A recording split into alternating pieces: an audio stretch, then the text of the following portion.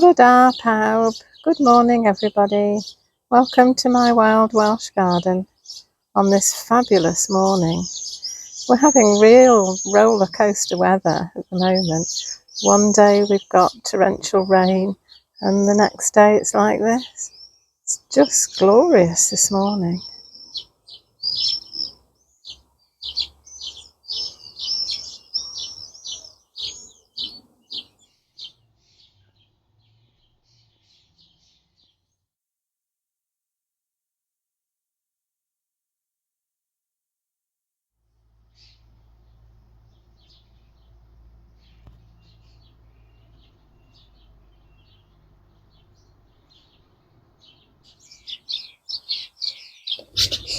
There's still a lot of fledgling action going on in the garden. Lots of noisy starlings. Up in my poor tree, that's not at all happy with life, but clinging on. I think they're waiting for me to put some food out.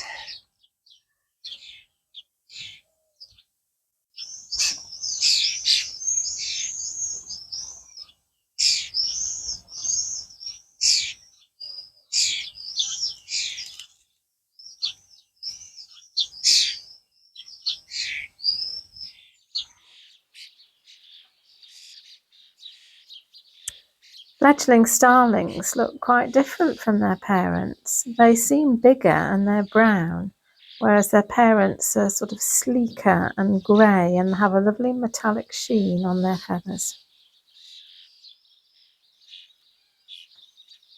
The sparrows have fledged now as well. The fledgling sparrows look quite similar to their parents, really, apart from being slightly fluffier. And they do this lovely sort of fluttery thing with their wings that says, "Feed me, Mum or Dad." And as you can see here, Mum or Dad is just ignoring them and expecting them to learn to peck up things for themselves.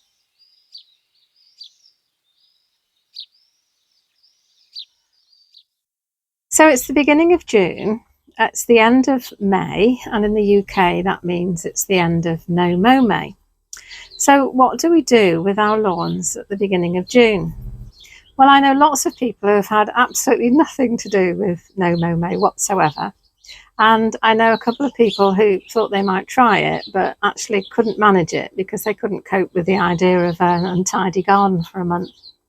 And I know several people who are going, "Oh, thank goodness for that. It's the end of May. I can cut the lawn.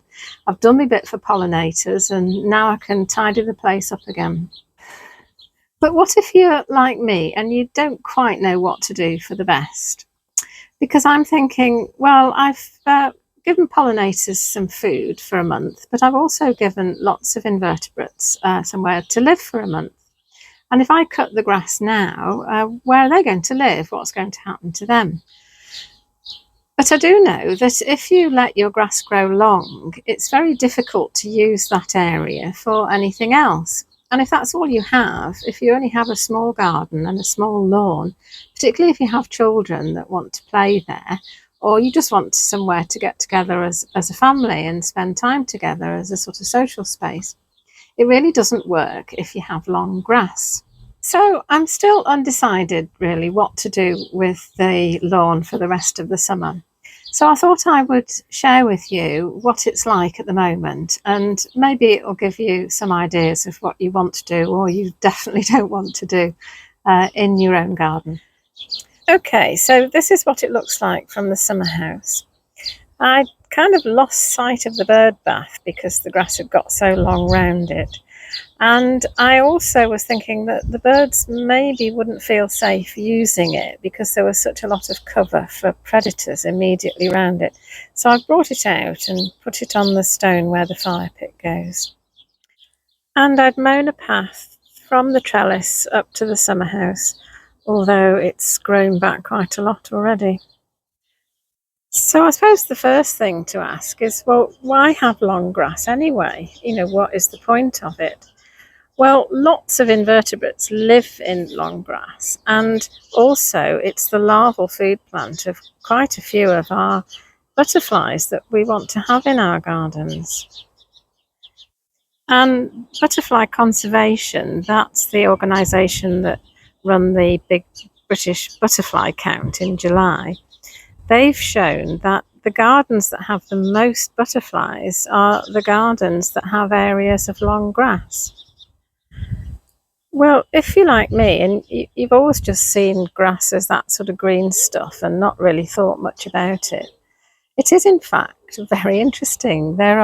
It's not just green stuff, there's all sorts of different sorts of grass. And I've got at least 3 in this area here. Now, I'm not a botanist, so don't take my word for it, but I think that this is a ryegrass. I think this is the sort of bog standard lawn grass that you get in lawn seed, because it's very, very hard wearing.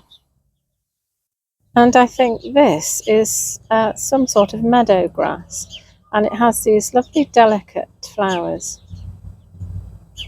Then this grass here has quite substantial leaves, flat leaves, and they're quite sort of furry and soft. And the flower, when it first comes out, is a sort of purple colour. And I think that is called Yorkshire fog. There's more Yorkshire fog here, and you can see the lovely sort of purple sheen of the grass flowers against the lovely pink of that geranium.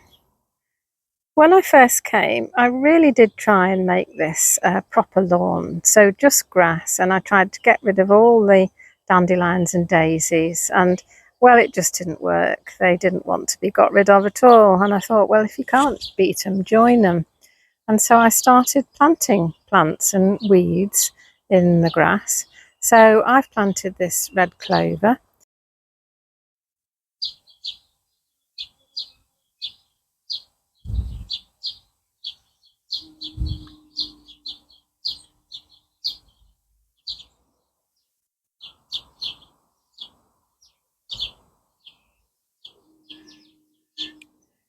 I can see quite a few little flies flying about and spiders and other little creepy things crawling around in the grass.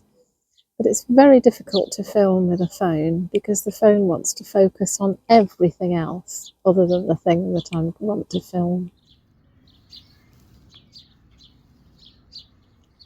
So I've just swooshed through it all, just very quickly with what's called a sweep net.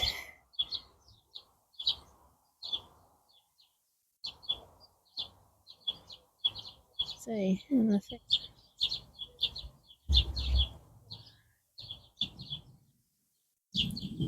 so yeah, it's full of all sorts of stuff, and I think it's just lovely.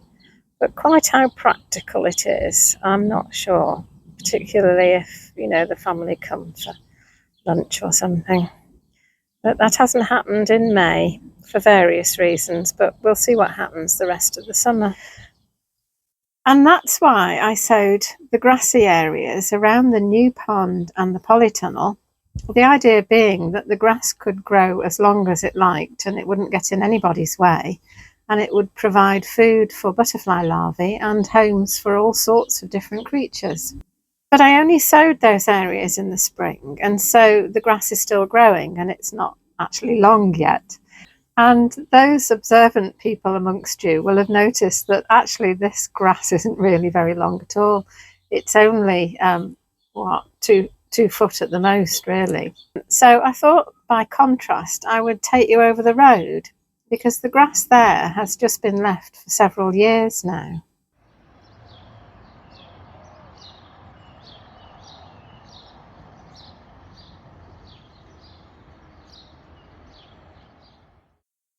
Grass in here is really long now, and it does seem to be full of insects. This is not just grass, there's knapweed there, and evening primrose, and a willow herb. There are some lovely shiny beetles on the willow herb. And while I was here, I thought I'd just show you this rose, which you can probably hardly see because the grass is so long. But I have actually made a little path to the other side. But this is what I wanted to show you. This is a species rose that I planted, I think, 4 or 5 years ago. And it struggled and struggled and struggled, really. It hasn't done anything. And then this year I gave up. I thought, well, it's obviously not going to do anything. So I cut it right down.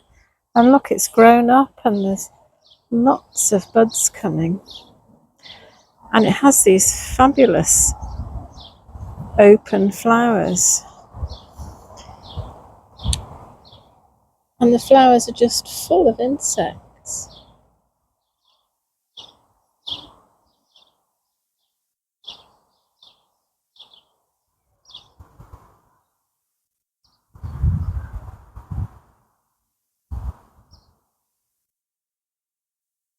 Goodness knows what all these little creatures are.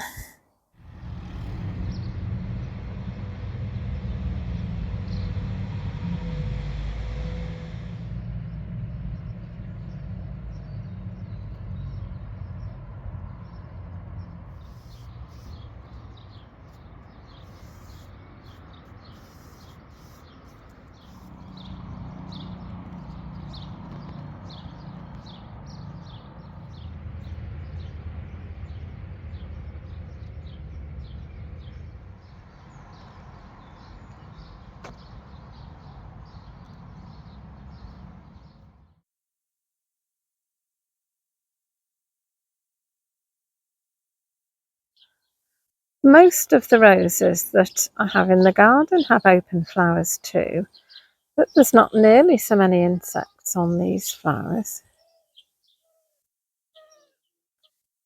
It could be just the species of rose, that rose over the road is just particularly attractive to insects. Or it could be that the rose over the road is surrounded by long grass, and that's where the insects are living. So it does seem, both from my own experience and from the research done by those people who know what they're doing, that long grassy areas, long grassy weedy areas are really good for wildlife. They're good for invertebrates, and of course invertebrates are the bottom of the food chains and the food webs. Most other animals depend on those.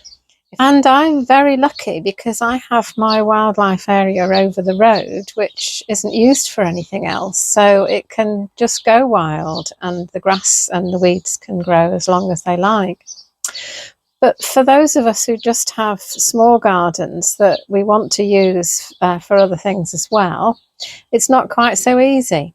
And I'm still working it out, but I'll keep you updated. So thanks for visiting me in my wild Welsh garden. It's lovely to have your company, and I'd love to see you again in a future video. So please like the video and subscribe to the channel if you want to join me on my journey wilding my garden. As you can see, I don't necessarily know what I'm doing, and I'm sure I'm not going to get it right all the time. But you're very welcome to join me in the struggle. And so I'll see you next time. Bye. Hwyl am y tro.